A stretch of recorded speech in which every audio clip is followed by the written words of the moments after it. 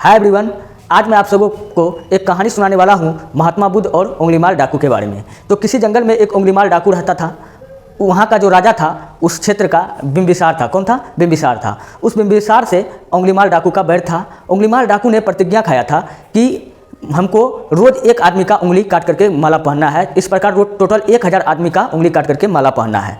तो 999 आदमी का उंगली काट करके उन्होंने माला पहन लिया था। किताब कहता है उसकी माँ कभी खाना पहुंचाने जाया करती थी, लेकिन जब पता चला कि 999 आदमी को उन्होंने उंगली काट करके माला पहन लिया है तो उसकी माँ भी उस जंगल में जाने से घबरा रही थी, वो नहीं जाती थी।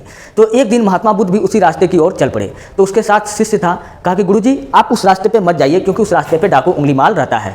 तो महात्मा बुद्ध ने बोला कि उसको मेरी ज़रूरत है, अब मुझे वहाँ जाना चाहिए। तू अगर शायद पहले बताता तो मैं नहीं जाता, लेकिन अब तूने मुझे बता दिया है, अब तो मैं अवश्य जाऊँगा। तो महात्मा बुद्ध उसी जंगल की ओर चल पड़े। जब पहुँचे तो वहाँ उंगलीमाल डाकू ने आवाज़ दिया, ठहरो। तो महात्मा बुद्ध सन्यासी बेचारा वहाँ ठहर गया। तो महात्मा बुद्ध के पास आया, कहा कि सन्यासी तुम्हें डर नहीं लगता है? कहता डर किस बात का, तू भी सन्यासी मैं भी सन्यासी, चल देखते हैं कौन किसको आज मारता है। तो महात्मा बुद्ध का वो तेज देख करके, उसका हौसला देख करके उंगलीमाल थोड़ा घबरा गया। कहा कि मैं तुम्हें मार दूंगा, तुम्हारी उंगलियों को काट दूंगा। लेकिन महात्मा बुद्ध ने कहा कि काट देना, बेशक तुम्हारी उंगली को काट देना, लेकिन मेरा एक शर्त है। कहा क्या शर्त है? कहा कि सामने जो टहनी दिख रहा है उस एक टहनी को तोड़ दो। तो उंगलीमाल डाकू ने झट से एक टहनी को तोड़ डाला। तो महात्मा बुद्ध कहा ठीक है, अब इस टहनी को जोड़ दो। तो उंगलीमाल डाकू घबरा गया और बोला, सन्यासी तू पागल है, टूटा हुआ चित कभी जुड़ता है?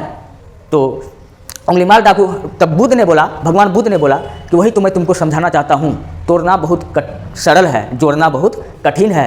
तुमने आज तक जितने भी आदमी का उंगली काटा, एक आदमी का उंगली जाकर तुम जोड़ दो, तुम जो कहोगे मैं वो करने के लिए तैयार हो जाऊंगा। झट से उंगलीमाल डाकू ने अपने गले से उंगली का माला निकाला, महात्मा बुद्ध के चरणों में दिया और महात्मा बुद्ध बिना कुछ कहे पीछे पीछे आ गया। उसको पता था, बुद्ध को पता था कि ये मेरे पीछे पीछे आएगा। जैसे वो गया, इसके पीछे पीछे आया।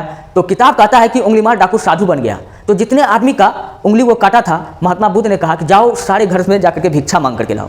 तो महात्मा बुद्ध का बात माना उंगलीमाल डाकू और चले गया वो सारे घर में भिक्षा मांगने के लिए, जितना का वो उंगली काटा था।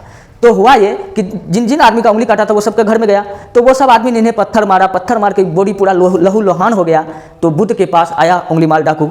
तो बुद्ध ने कहा कि पीड़ा हो रही है, कष्ट हो रही है। तो उंगलीमाल डाकू ने कहा कि पीड़ा तो शरीर को होती है, पीड़ा तो मन को होती है, मन तो तू अपने पास ले गया, अब काहे का पीड़ा। तो बुद्ध को इस बात काफ़ी अच्छा लगा और किताब कहता है कि उंगलीमाल डाकू सन्यासी हो गया। तो गाइस, आपको ये कहानी कैसा लगा? अगर आपको रोज़ ऐसा कहानी चाहिए तो मैं रोज़ आपको एक एक कहानी जरूर सुनाऊंगा। धन्यवाद।